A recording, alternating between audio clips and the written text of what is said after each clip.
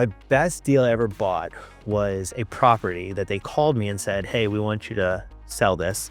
Can you come give us an opinion on price? And I was not looking to buy it because I wasn't in the position to buy it. But I went out and I was like, I think we can sell this for $150 to $160. And they're like, okay, well, what would you buy it for? I was like, there's no way I could pay that. But I said, if I could buy it, it would be for this. And she's like, well, why can't you buy it? I said, well, I'm not in a position to come up with a down payment. She's like, well, how much do you have? And I told her how much I had. And she said, okay, well, what about if I sell or finance it and you just give me this much? Just give me a down payment. Yeah. We'll hold it in escrow.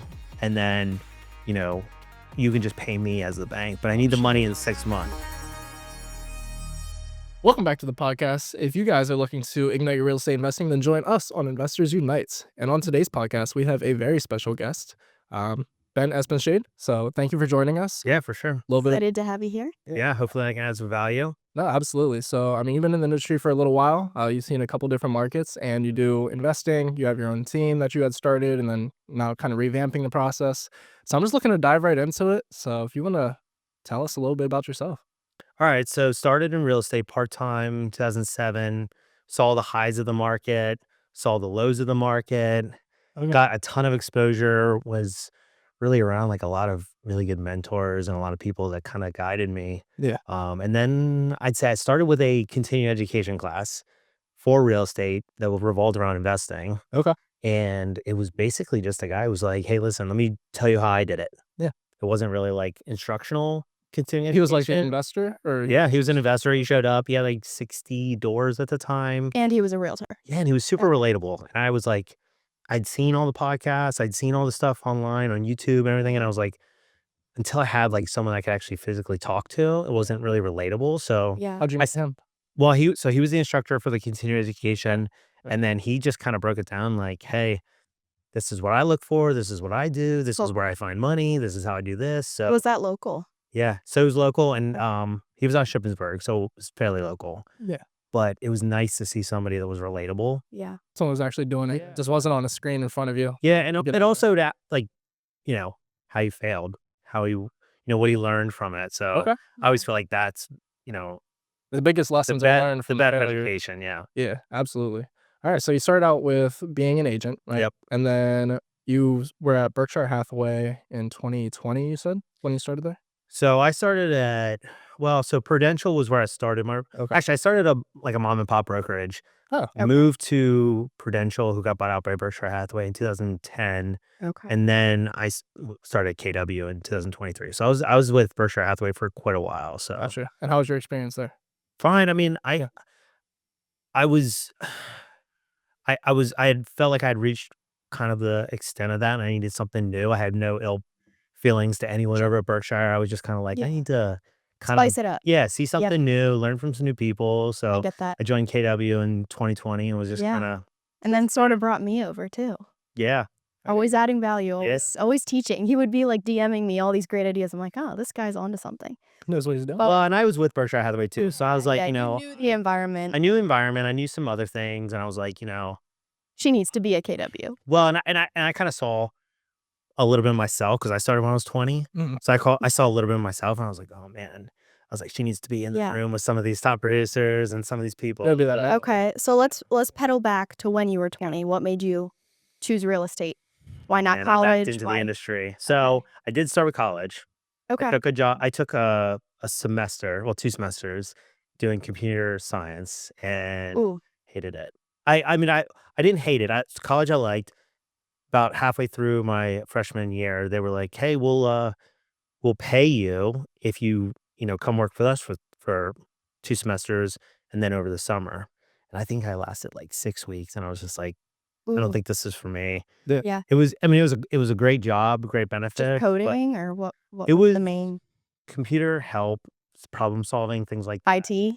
Yeah. Ooh. But it was, hearing people's still problems on the service-based. computers. There you go. And I was like, I don't know if I can do this long term. Yeah. And then at the time, my stepfather was like, okay, well, 3 of my friends are going to start flipping properties and we're probably going to do like 10 a year. So if you want to get your real estate license, it'd be a good start. Yeah, it's So you 8%. This is well, it got you started. I got me So started. It got me them.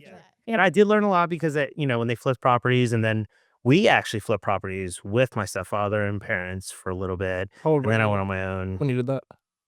Well, so probably started flipping properties when I was like 25. Okay. So we did that for 5 years.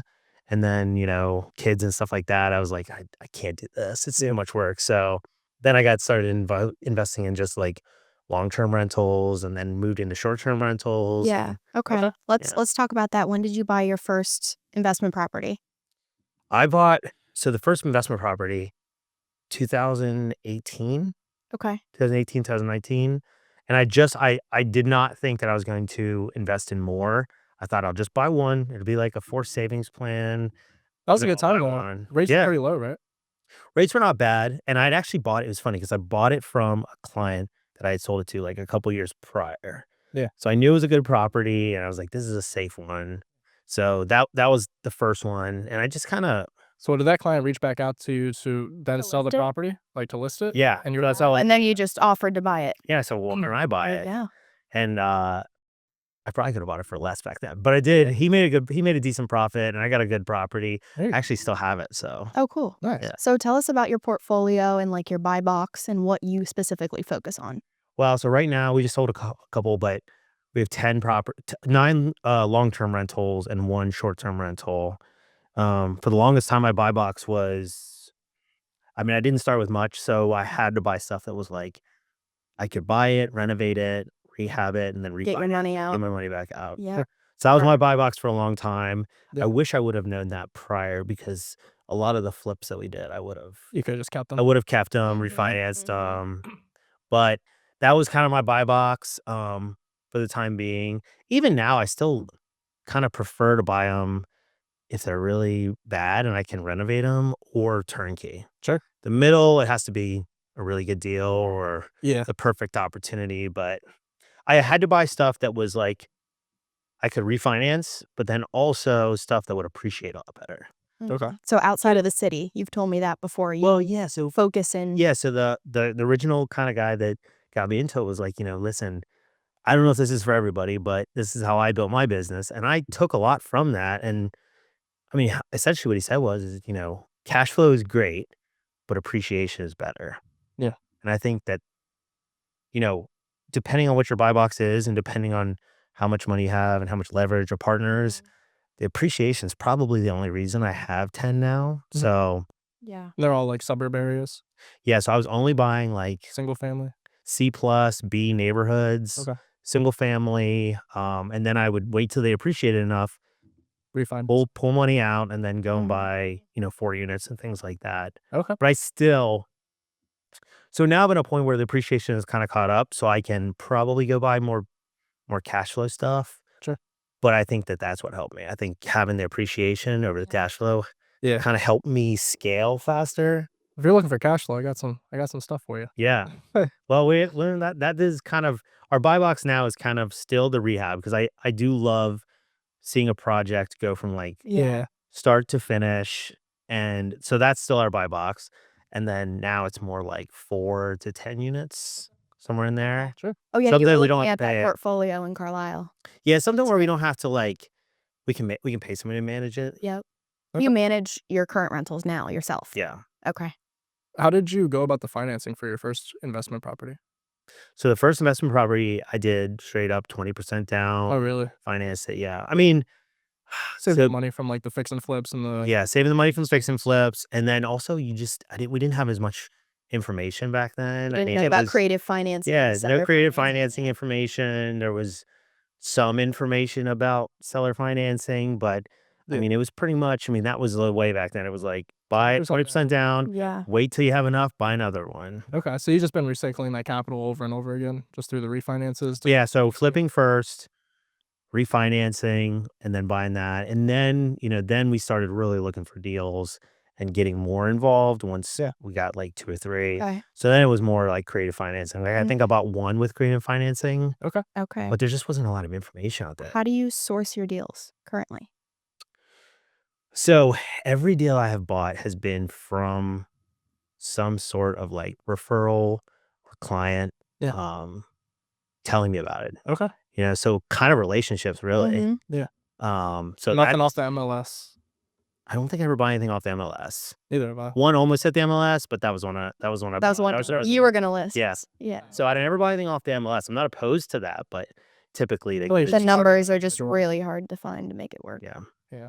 So they're all like friends, family, referrals, That's cool. and being a real estate agent is a little tough because I always tell people, I'm like, listen, you guys are number one, like your clients. Yeah, I'm gonna give you as many deals as I can, but I also have to make sure that I'm protecting myself as well. So Yeah. kind of like balancing. That's a tight Yeah. rope. Yeah. I know what you mean. So we're at Berkshire Hathaway, you're building all these, but then you're also building a team underneath you, right? Of other agents. Yeah. So see, 2020, I was just overwhelmed with the amount of work. Yeah.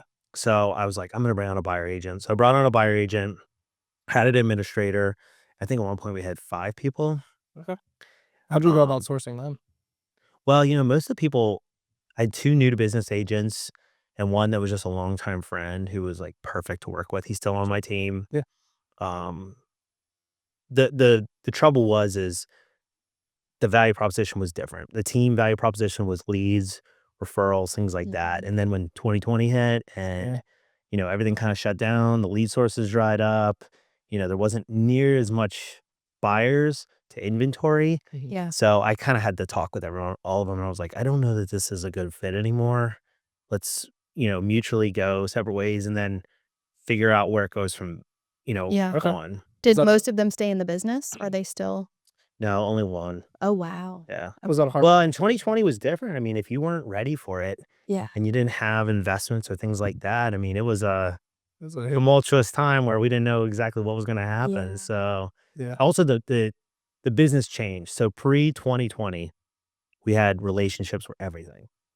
And I still think relationships are anything, but in 2020, everything dried up and, we didn't Everyone have kind the, of fending for themselves at that. yeah. point. So if I was your agent Right. and I was saying, hey, I'm going to find you a house. I only had so many houses to even choose from. So the value proposition wasn't there. So Yeah. we had to do different things. And Are you still noticing those- kind of the same patterns these days? There's like lack of inventory still. yeah, the lack of inventory is still there, Yeah. but I have been able to add a lot of value. And we've revamped some things real estate wise where if we're going to add value, let's add it in kind of niche. So now I focus a lot on like off market stuff. Yeah. Mhm. And kind of like revamped our systems and processes where now the buyers and sellers know what they're getting. Okay. Because, for a long time it was like, well, we put a sign up in your front yard and there's 40 showings, but they didn't really know what we were doing behind the scenes. So now I'm like, okay, Value I know there's proposition. 40 showings, but here is why there are 40 showings. So Right. we've kind of revamped some things on the back end. But Okay. I think, I don't know, how about you? I think that we've been able to add a lot more value now. Oh yeah. And Then- we have to then- prove our value yeah. too because of the commission situation. Well, I'll put it I like feel that. like So pre 2020, you would start working with a buyer. Yeah. And you would show them 10, 15, 20 houses. And you would prove over the course of 3-4 months just how valuable you were. Because there's so much inventory to show. Well, and you're meeting with them, you're explaining things. And then we went directly to a market where you were like, I'm showing you one house every couple months, and we're probably gonna have to overpay for it. and we're writing an offer within 24 hours and it's they didn't- stressful. And they didn't know what you were doing a lot on the back end. So, Yeah. they didn't know you were, calling every agent. Oftentimes now they find the house on Zillow and then call you. They don't call you ahead of time. Yeah. So then it's a run to try and figure everything out, learn what type of buyer they are, get them pre-approved, and then write the offer. Yeah, and I think we did a bad job at telling people exactly what we do. Like, I don't know why, but this industry is very tight to the vest. Like, they don't want to explain, like, I remember running a stupid reel on Instagram where it was like, Yeah. make sure your clients know that you spend 2 hours a day talking to other agents and off-market deals. Yeah. Because we didn't do a good job of telling people exactly what Yeah. we're doing. Because I was like, They think we just open doors and stick a sign in the yard. well, yeah, and a lot a lot more of than that. times, like, we just got 2 people under contract with off-market properties.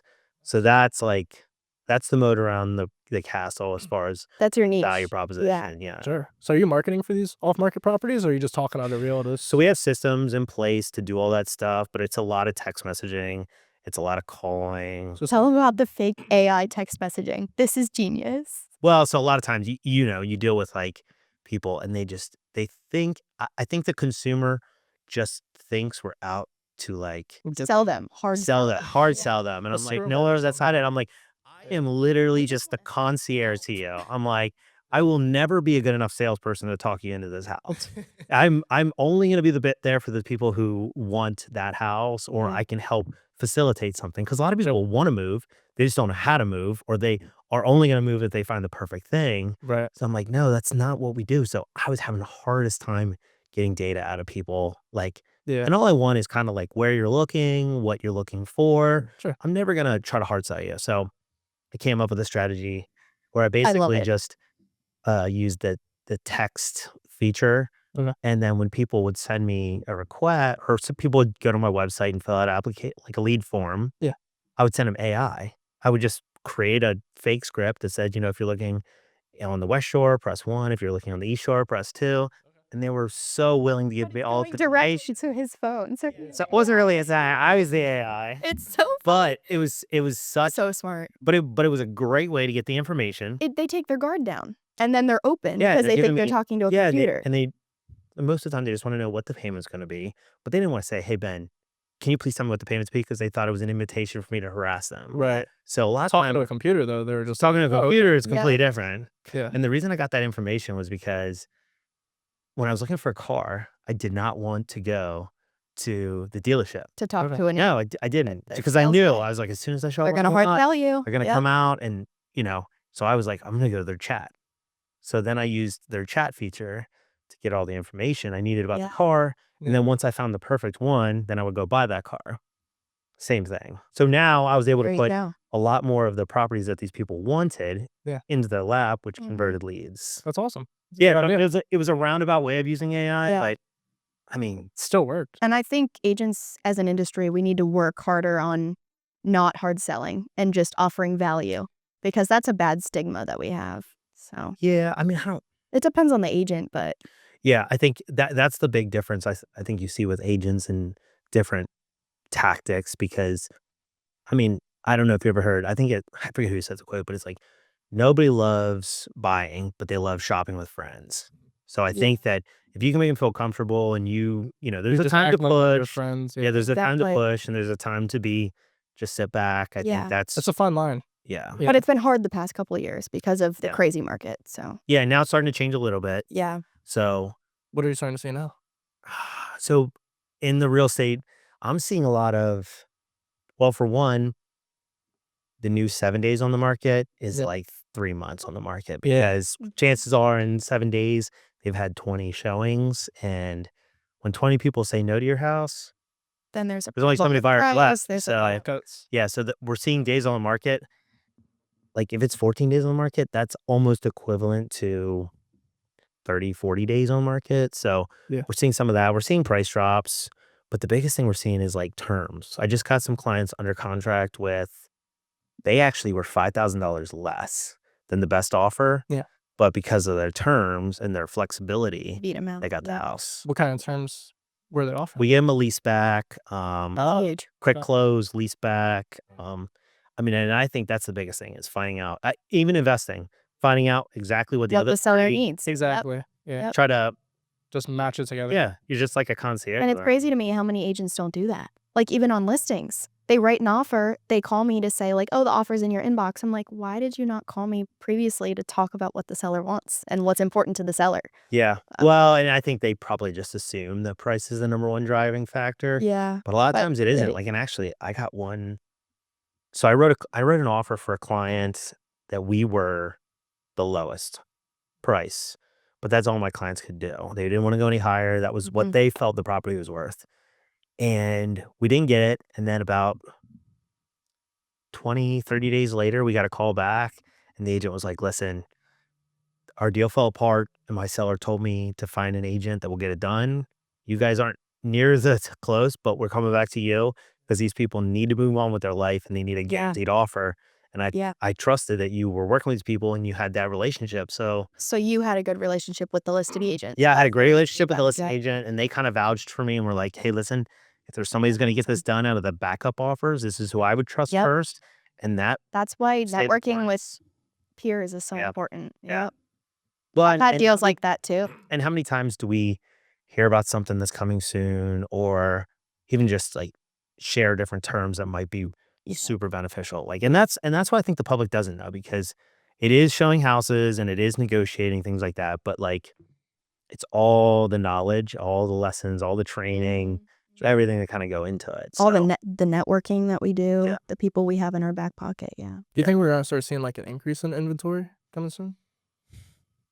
I think we will. I think if interest rates come down, like if we can bring the interest rates back down to closer to 6%, Yeah. 5.5%, I think you're going to get a lot of people. I think it's going to be I massive. think so because I think we got locked in with those 3.5% rates when they were like, Yeah. oh, I'm not selling my And property. they've outgrown their house. I've talked to a few people that are like, I'll potentially sell when rates drop, but like we need to move because I had another kid or X, Y, and Z. And they're like, but I can't give up my 3.5% They're interest kind rate. I'm of like, they're kind of golden Yeah. handcuffs, and I think if Yeah. you see,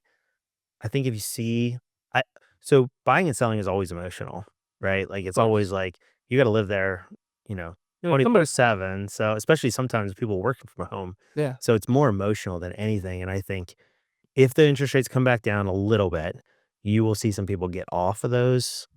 Because I mean, I worked with a lot of people, even when we had 3.5% interest rates, it was great. And they were like, this is phenomenal. We can sell our house for top dollar. Yeah. But the double-edged sword is we have Yeah, to then buy for buy top for top dollar. dollar. Yep. And the selling part is transactional. Right. The buying part is emotional. So Mhm. it's more about the buying part. So I think if we do see some more inventory and we start to see prices come down, we'll see more of a flood. Sure. Yep. Is there any way you kind of talk to those people to help them understand that, listen, like I understand you have sentimental value with this home, but this is kind of like an opportunity that I think would be beneficial for you without really like steering them or like trying to sell them per se, but just make them feel more comfortable? Yeah, I mean, I think it's all about getting them to the right house. Yeah. Because, I mean, there's not too many deals. The deals are pretty far and few between. I think it's more about like, if I'm going to be paying that mortgage and that price, It needs to it be needs to the be right perfect. house. So I think it's more about like finding that niche, like off market property that's Yeah. great location, great fit, great backyard. Because to people like us, I mean, we go through houses left and right like all the time where it's not that truly emotional attachment, but for somebody or a typical family, this is like their biggest purchase in their life. Yeah. Like it's their It's their legacy. Yeah. Well, and you're selling like memories, you're selling Yeah. Christmas. That's too. So it's more about the next property than it is their current property. Right. Mhm. Like I never really like to, I don't, I think sometimes it does people a disservice when they advertise like just sold this 30,000 over ask, sold this $40,000 over ask. That's not, I don't know that that's what the consumer wants to hear. Like, yes, it's great. You're a great They want to hear agent, the client wins. but they want and to the hear full like, story. yeah, they want to see like, Some they found us a house. They want to hear the emotion. Yeah, they found us a house where I can have all my family here, not half of my family. So while it's great to sell properties for top dollar, I think most people out there also see the double-edged sword and they're like, I'd rather buy for a little bit less and then sell for a little bit less. Yeah. Yeah. That's what I'm So, saying. and then also with the adjustable rates, I mean, I think that there was a lot of people that got really leveraged Yeah. with cash out refis and it was basically free money. So when those loans start to mature with commercial loans, That's That's scary. That's going to be scary. are they still going to want to? Because you go from like, you could be possibly cash flowing $2,000 a month to now negative $1,000 a month just because your interest rate doubled Yep. from where Yep. it previously was. Yep. Yeah.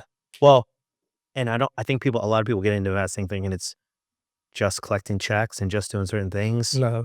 And then they're also like, oh, shoot, that heater went. It's We a lost long-term cash flow game. for the It's a whole year. long-term game. And also, are they still going to want to be landlords if, they went from $400 a month in cash flow to $200 a month? So Right. It's like, is it worth it at this point? I think we'll see a lot of that. Yeah. Oh, you think a lot of investors are going to start selling?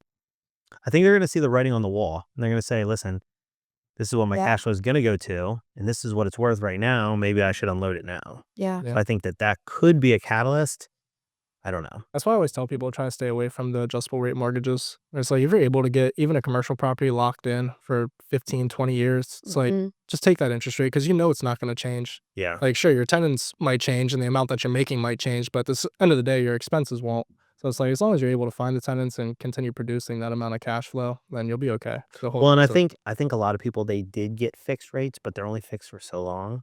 that was So Like maybe, 5 years. yeah, you the know? most of my Okay. commercial was fixed for 10. Oh, okay. Okay. So that's fixed for 10, but so I'm good for 10 years. Yeah. But at the end of 10 years, if I'm not, I mean, that You would gotta be, reassess, rerun the numbers. and I know, like, I have, at a certain point, once property values creep up, you automatically start thinking, like, Maybe I should is this the sell. top of the Oh, market? Should I sell? yeah. And if I'm thinking about that, I pretty know other heavy. people are thinking about it. Yeah, that's true. Yeah. So I want to get into a little bit of this short-term rental arbitrage idea Yeah. you got going on. So you have currently one property up in the Poconos. You do Airbnb. So I don't arbitrage that one. Okay. But the idea came to me because there was so many people that got second homes, Yeah. bought these properties in phenomenal places. And the short term market is a lot more Really labor competitive. intensive. Really Yeah, competitive. that's like an actual job, pretty much. Yeah. Where you're like, And if you don't have a good property manager, it can be, yeah, it was a labor of love and now it's just labor. So yeah, my idea was basically like, these people how do I turn their property, take away all the, you know, stress of the job and the work and convert, and they still keep their assets. So Sure. Maddie and I were kind of talking about it one day. I was like, what about if you just arbitraged them and then had an option to purchase? So I haven't done it yet. I mean, it's something that's on my radar, but again, the short-term rental market is so much Sure. work. Yeah. So can you explain that a little bit deeper of what that would look like? Like Well, arbitraging. so the arbitrage is basically like, and you have to find different areas because some places will not let you do it. Yeah. It's just Mhm. certain HOAs won't allow it.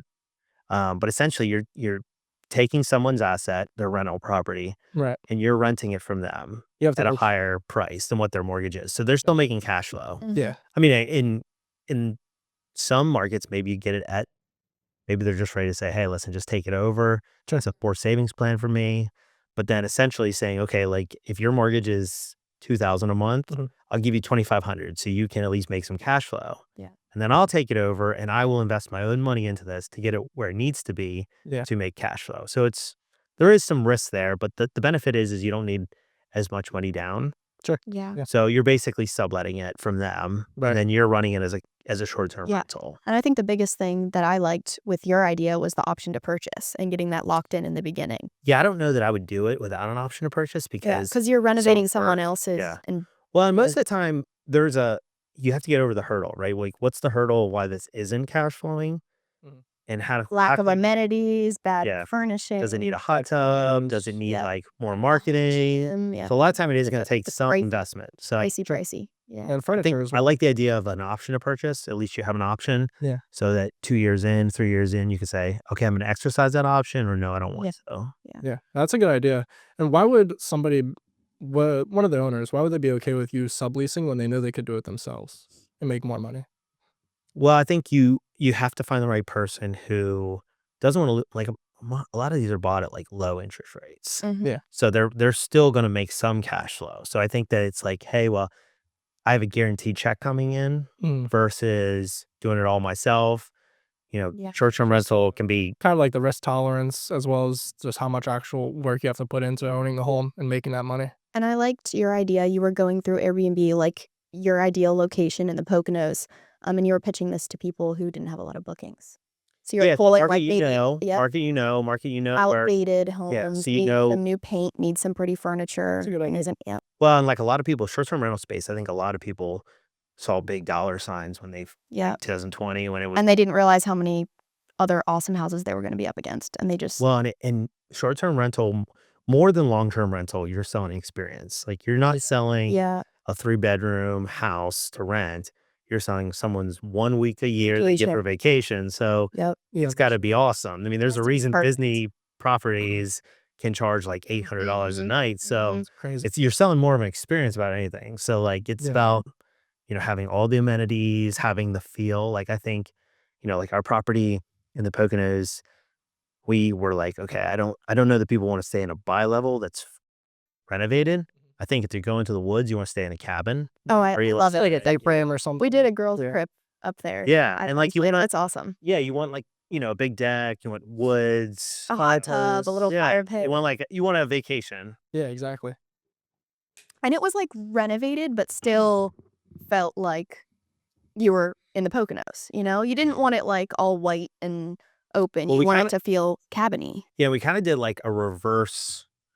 We kind of took it as like, okay, who's our ideal client? what's our niche in this market? Like, Yeah. you know, a lot of people, especially the short-term rentals, they'll just go all out with like a game room and just crazy amenities. And I was Mhm. like, I thought about, I was like, our ideal client is probably families. And I don't know, like, I know if I rented a place with a game room and, you know, You do have a arcade. game room. You have a Well, we have pool a table we up have a there. pool table, Yeah. but I'm saying like a full-on game room with Arcade. pinball. I would never get them on a hike. Yeah. That would never get them to the lake. They That would would want to ruin be the whole whoa. I'm like, the they whole would point be, of being in the Poconos yeah, is they to would run. literally be upstairs playing Yeah. pinball the entire time. I was like, I don't know that I want that. So we've been lucky. We've had a lot of return guests because of that, because it's Yeah. familiar and Nice. And what's the name of it again? Give it a little shout out. Pocono Lake Chalet. Yes. Yeah. It's so cute. I love Yeah. Poconos. So we I mean, we get to use it too. So that's Yeah. nice. Did that go into like picking your area of where you wanted to buy the Airbnb? Yeah, I mean, we really only had one criteria, and that was like less than a 3-hour drive. So there wasn't too many options. It's a touristy place, less than Yeah. a 3-hour drive. Okay. But it has all the amenities, so we don't really have to. I mean, the community has like 2 lakes, beaches, Yeah. pools, things like that. Yeah, So restaurants. yeah, so we don't have to do a lot. Like the most of the time in the summer, they're at the lakes or they're doing stuff. So Sure. I wanted somewhere where the atmosphere was already there. I don't have to manufacture it. Right. Yeah. And you said it's by a ski slope too, right?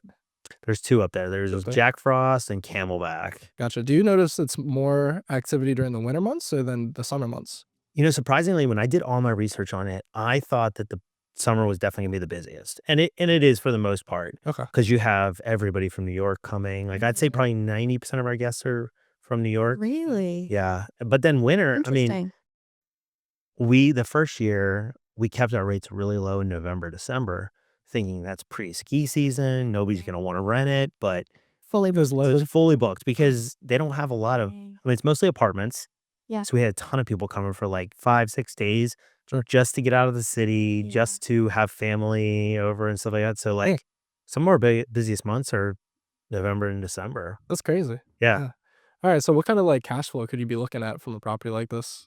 Like, let's do it with the arbitrage method instead.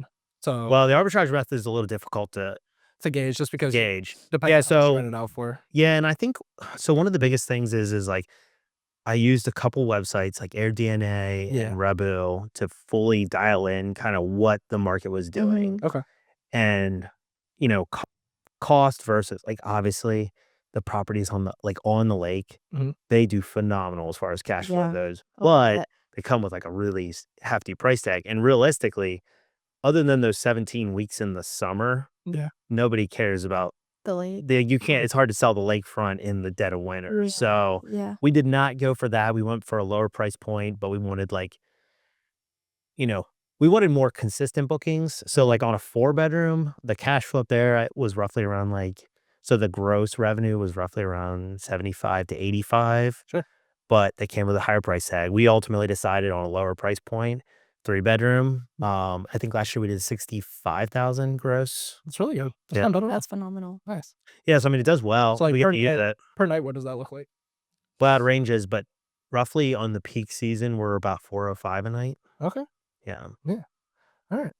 So it does pretty well. I mean, yeah, as that's far not as bad. as far as cash flow goes, that's probably our best one. Yeah. And we get to use it a lot too. And that's not even included in the revenue because we could probably rent it out another 5-6 weekends that we use it. Yeah. But I mean, we bought it to use it. So Do you plan on buying more up there?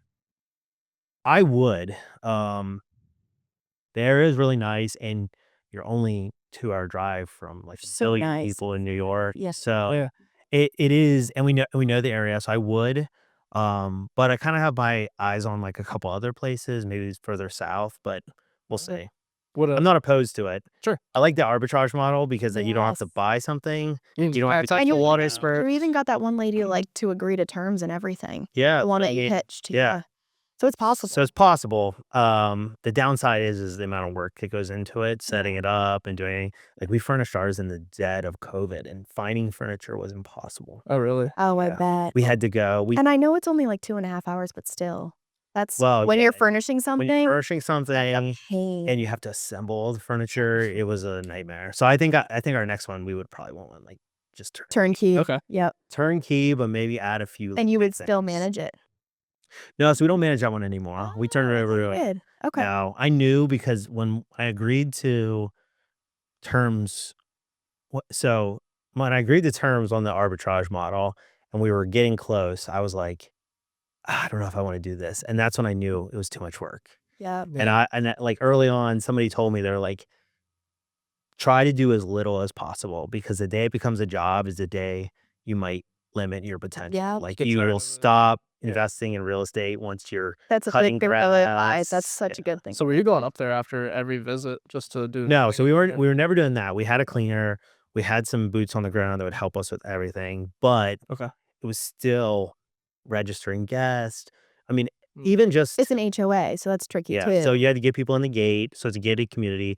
But the other thing is you're responsible for someone's vacation, and that's It's a lot of heavy pressure. weight. Yes. So that, Good deal. especially when you only get 1 week a year. It's Yeah, and you know, if there's a problem, we're not up there. We have to. There's always a delay. So we turned it over to a manager, which was a smart move because Yeah. then it freed up a lot of mental space. How often Yeah. do you think about that Because- property now?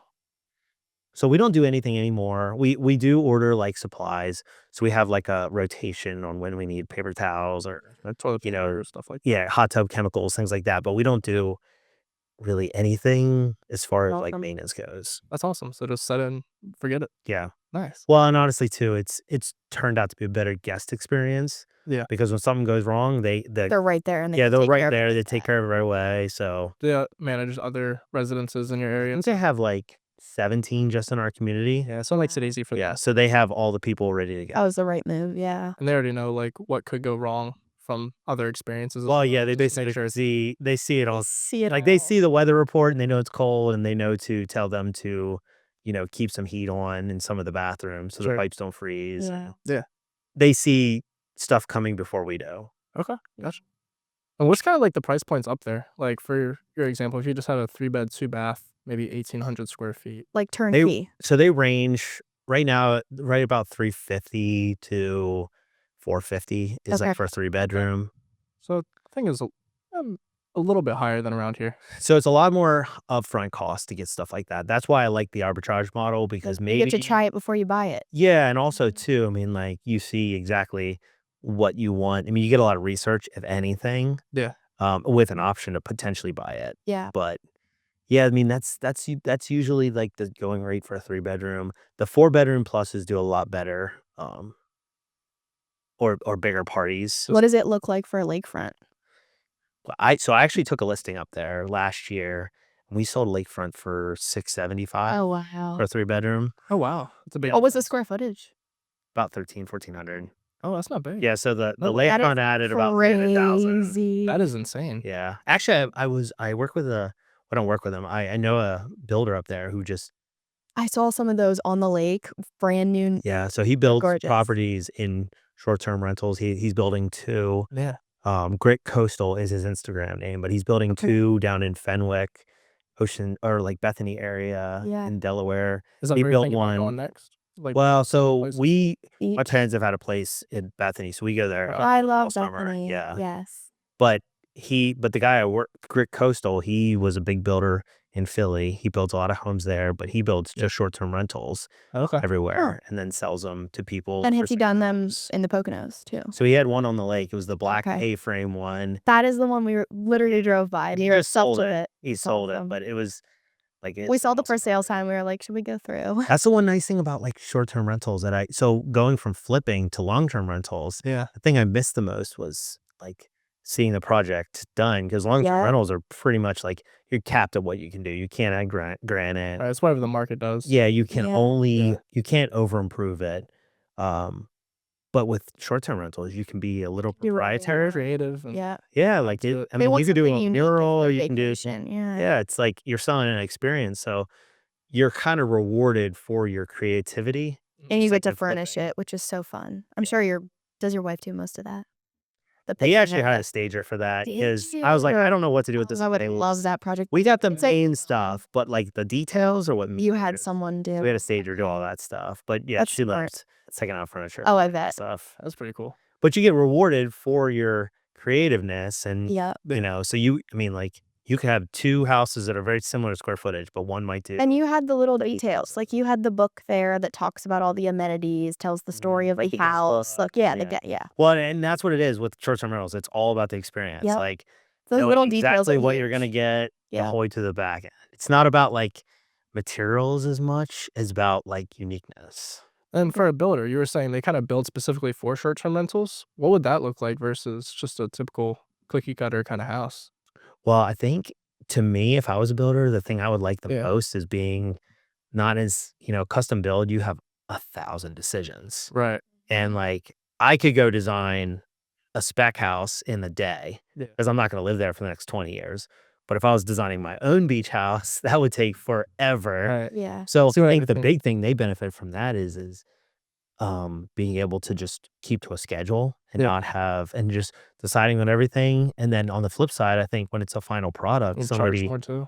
somebody will Yeah. take that. Like I would rather take someone that's already done than have to make 1,000 decisions. Exactly. So I think they get benefited on their uniqueness too. Yeah, and something that's just not cookie cutter, where it's like, Yeah. yeah, Not your typical builder. Well, because they're at the same time when they build that, they're not building for a specific purpose other than vacationing. right. Yeah. All right. Now, around here, are you looking to buy more investment properties? Yeah, I'm actually This looking. guy's like, buy my I feel like- portfolio. No, I am safe. We're being a little selective with it, but we're You looking just said for you something. sold a few. Yeah, so we sold a Okay. couple because we're trying to get out of single families. Like I love the fact that we started with single families early because of the equity Yeah. that they built. But now we're kind of like, okay, well, let's use that equity to buy some more cash flow, Sure. ones that kind of fit more of a buy box now. Because when you have that cash flow, then you can go and pay a property manager, things like that. Because we self-manage now, but we're looking to get out of that. Yeah, Okay. I bet.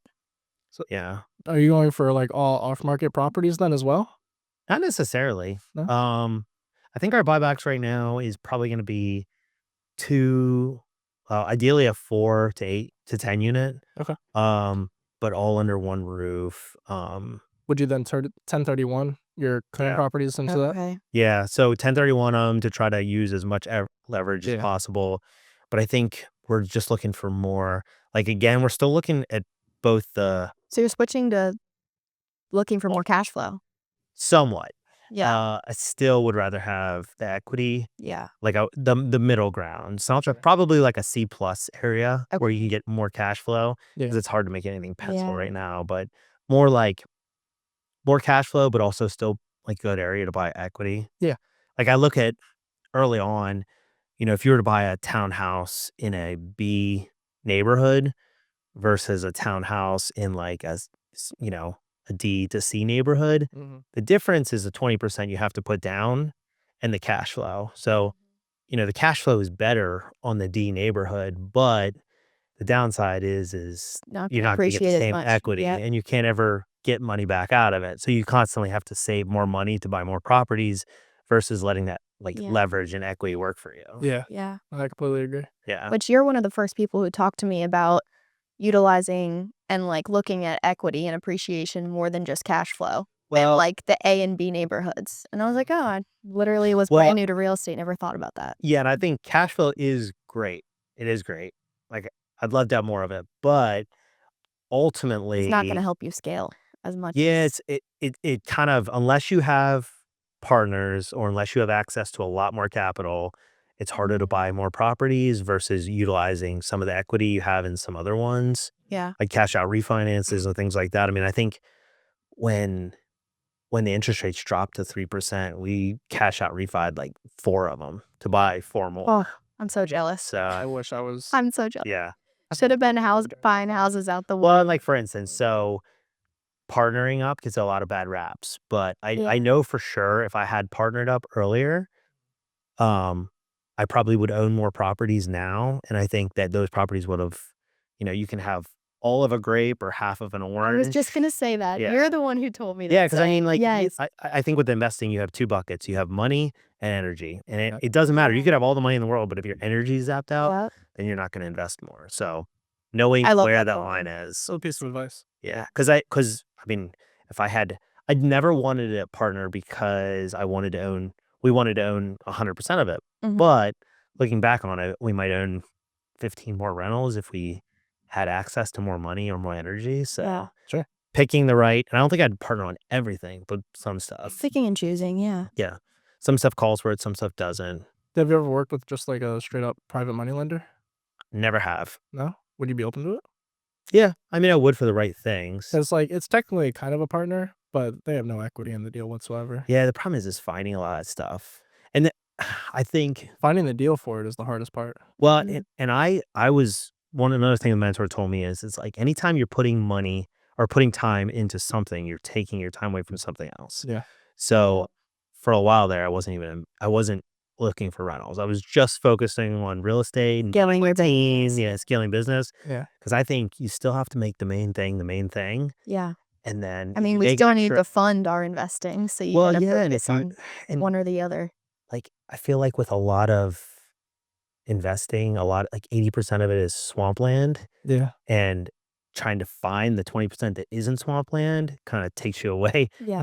takes up all your time. I mean, like, I remember one day I was looking for a deal Yeah. for like a week. I called all week about like looking for a great deal And on then you're like, property. And I was "Hold like, up." I could have probably made like 10 connections with people selling houses. Yeah, literally. Yeah. And I was like, I don't know if maybe I should just focus on my business more and then buy Time stuff is as it valuable. comes. Yeah. Yeah. Sure. So what's kind of your goal right now? Like what are you really focusing on? We are definitely looking to increase our investments, probably by, I don't know, hopefully 4 units this year. But I'm more looking to grow my real estate team and advance that. But also I'm kind of taking like a year to just enjoy life. Sure. Just do stuff. Ready for that? Yeah, take the clients I want. Yeah. So 2007, I had no clue. I well, I thought was you only were part time from well, 2007 to you were still in the 2018. industry, so Yeah. it counts. Yeah, I started with 20. You beat me though. What were you, 18? 18. Yeah. Yeah. I was 17 actually, Yeah. but I didn't have my license at first, so. Yeah. So I mean, yeah, so I've seen all the markets. Which I will say is jaded a little bit because seeing that 2008 to 2010 market, That's you cool. always keep that in the back of your mind. You're like, oh man, I think we're a little too advanced for that kind of a market. But I would hope so. "Don't say that." Yeah. well, I mean, nobody wants the dip. Everyone wants the dip until it actually dips. Yeah. And then you have to, and that's why I say the buy box is so important, right? If you have a buy box, the decision's already made. Yeah. Yeah. Like if your buy box is a 10 cap with in a B neighborhood, then when it comes up, you're ready. You can Yeah. just buy it. Right. And I think that's the first thing, like, when you even decide you wanna start investing, like, buy box is number 1, because I talk to so many new investors, and they're like, "I just want any good deal." And then it's so hard, and then I'm out showing them 30 plus properties, and they just have no clue what they Well, and it's kind of like paralysis by analysis, right? Like you're looking for the best instead of just time in the looking market, for a beast whole timing the versus- market. And Yeah. especially I've been looking at, like, potential rentals listed on the MLS.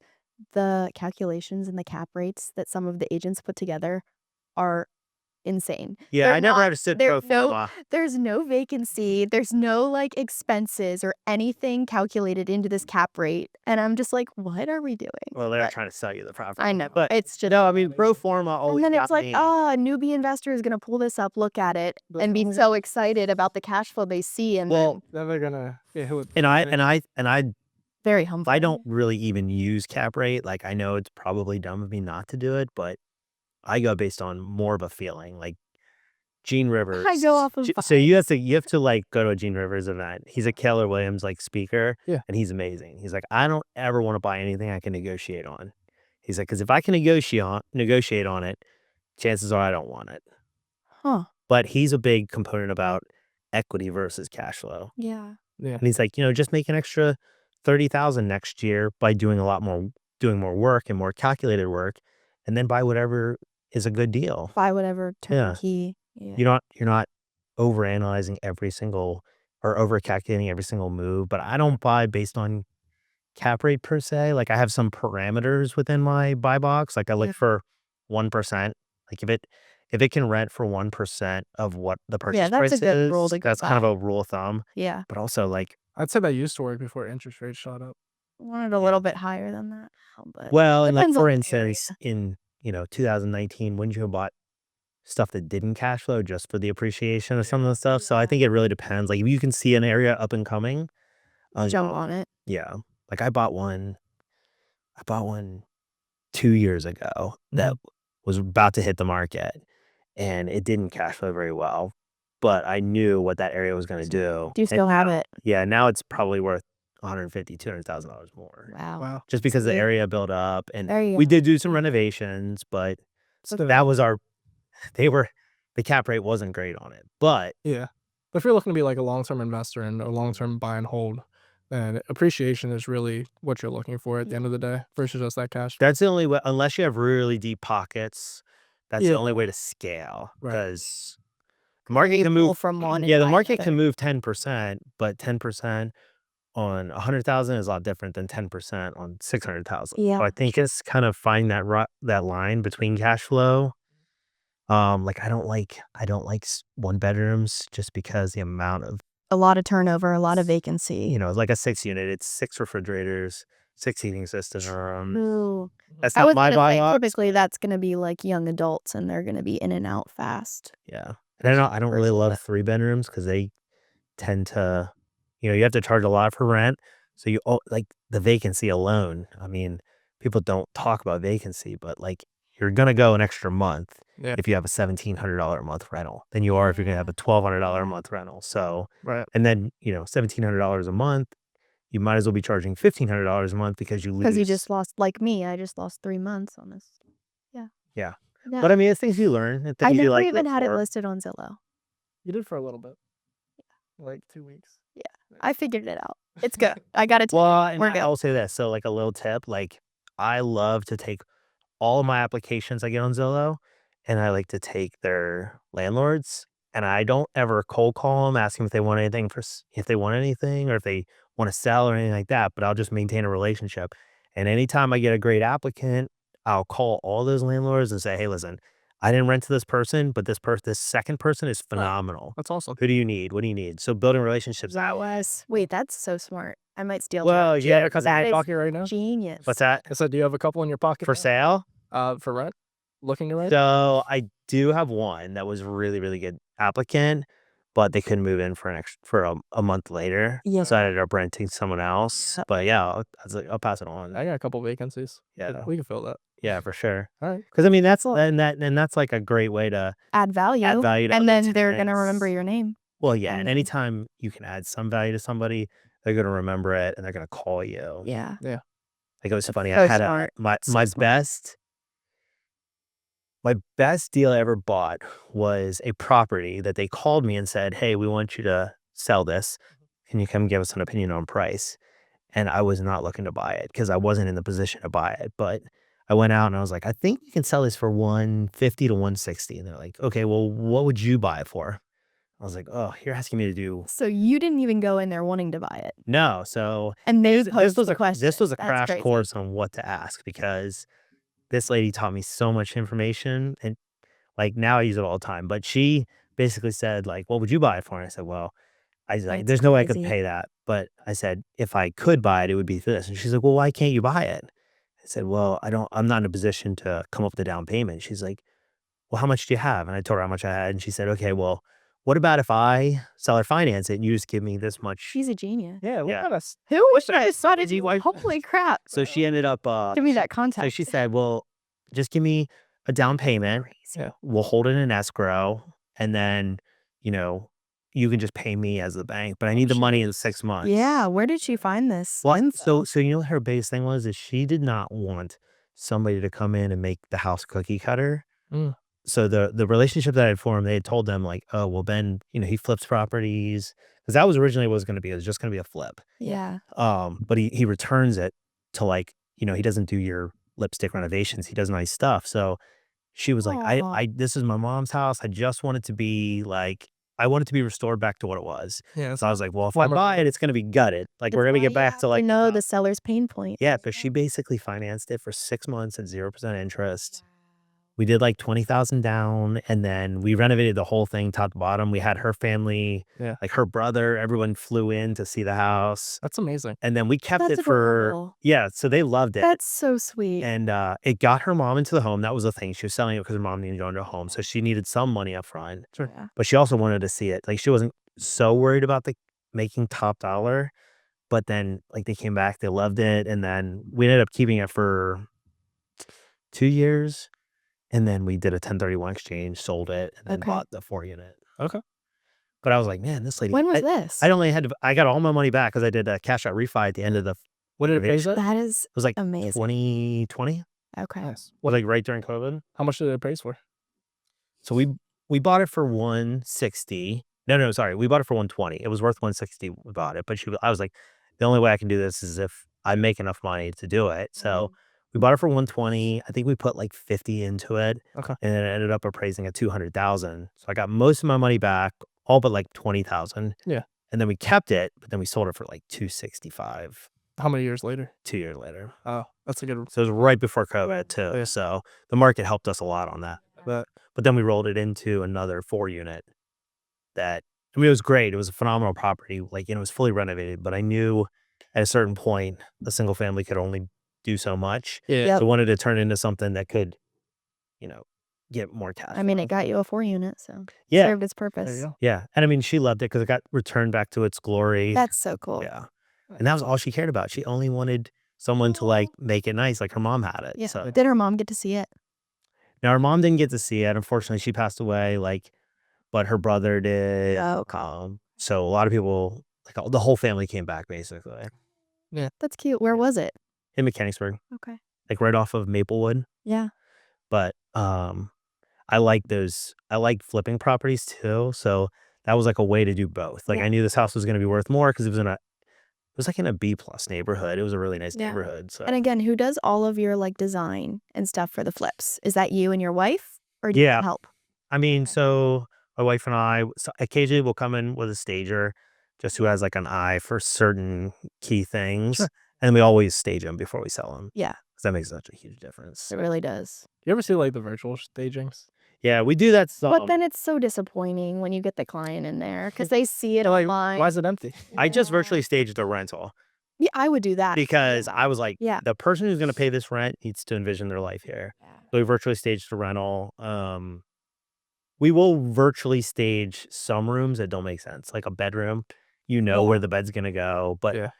the one we're selling right now, we have it professionally staged because it makes such a huge difference when you walk in there. You have a flip up right now. Well, it was one of the rentals that we had, so we're Oh. we're selling it because Gotcha, we're gonna gotcha. have single families. Yeah. Nice. So we're gonna stage that one because it makes such a difference when you walk Oh, it in. does. Yeah. It does. All right. Well, do you have any closing questions? I don't think so. Oh, No? going back to the How I Grew series, if you were to start over today, what's one thing that you would do different? If anything, Take you out, can say no. take half the orange. So I think I would have thought a little bit. Oh, yeah, true. Yeah, I think I would have thought a little bit bigger. I think originally my concept was just to have, not that I had limiting beliefs, but I think that partially it was just to have a couple rentals and just, I wasn't fully invested. Mhm. And, my thought is I think I could have thought a little bit bigger, but I don't regret anything. I think you learn so much. I mean, I knew going into it. The one thing that I liked that I did was we knew going into it, like, we're not gonna overstep anything. We're not gonna over leverage. We're not Yeah. gonna do something that causes us to get outside the box. But I think I probably would have thought a little bit bigger, maybe thought about Okay. partnerships Okay. on some things, just because I think that at a Half certain of the point, orange, not all of the grape. yeah, That's I think at a it. certain point you're just like, it could be more than even financially. It could just be like your energy. Sure. Like you need somebody else to pick up the slack so you can go on vacation or just not have to Yeah. worry about it. Well, yeah. Yeah. I know what you mean. Yeah. Well, I appreciate you Well, being here thank today. you. Yeah, for sure. Yeah. No, that was They added something. And I know, Definitely. definitely. Yeah. A lot. We touched on a lot of cool topics, so I appreciate it a lot. Yeah. Thank you very much, sir. Thank you. Thank you. And we will catch you guys on the next one. Peace. Peace.